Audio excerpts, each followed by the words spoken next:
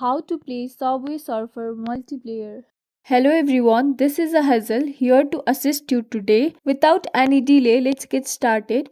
It's very easy and simple process, so let's get started. First of all, open Subway Surfer application on your device.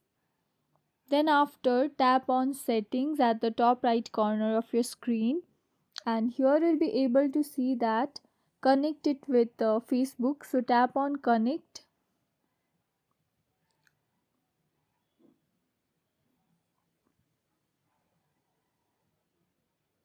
Wait till it loads. Then you just have to tap on continue with your Facebook,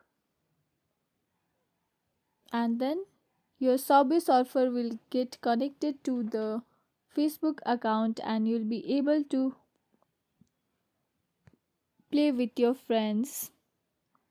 So here as you can see, you get the coin. After that you'll be able to play with your Facebook friends.